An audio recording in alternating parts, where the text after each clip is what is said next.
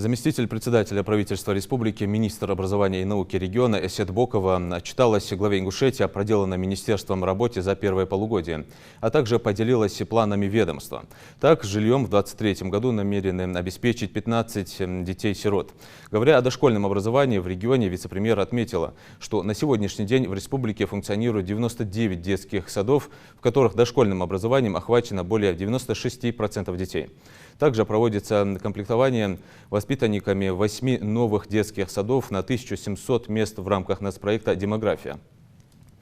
Также Бокова отметила, что во всех 127 школах республики организовано горячее питание для более 37 тысяч учащихся первых-четвертых классов. Объем средств, предусмотренных на эти цели в бюджете республики в текущем году составляет более 467 миллионов рублей.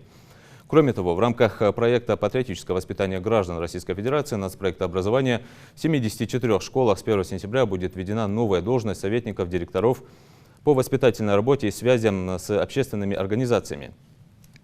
Для обеспечения их деятельности республике выделена субсидия из федерального бюджета. Важным достижением стало занятие 4-го места среди всех субъектов России по итогам мониторинга, проведенного Институтом стратегии развития образования Российской академии образования в 2022-2023 учебном году.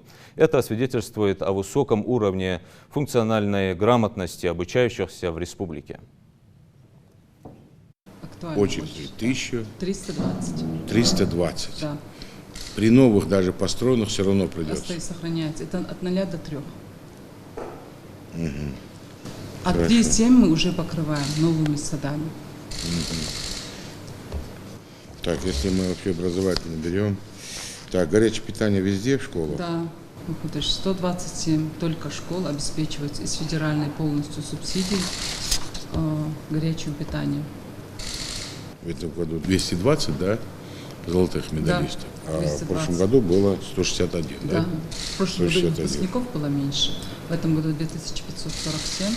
То есть дети остаются и оканчивают 11 класс, да? Завершают полный курс, да, и потом пользуются возможностью поступить в высшее учебное заведение. А если же не получается, то у них есть возможность всегда поступить в колледж, а потом уже стартовать в вуз. У нас за пределы республики университет сколько можно будет подать документов? Мы можем подать около 45 человек. И на лечебное мы являлись единым заказчиком для подведов. И все вы сделали части по целевым? Мы то, всю что говорили. выполнили. Успели вы? Вот те, которые 89 человек от нас, которые ушли, на сегодняшний день мы ожидаем уже ранжированных списков, то есть это те, которые по всем направлениям прошли. Знаете, что делать? Я думаю, результаты очень хорошие, добрые. Надо прослеживать только вот теперь поступивших наших.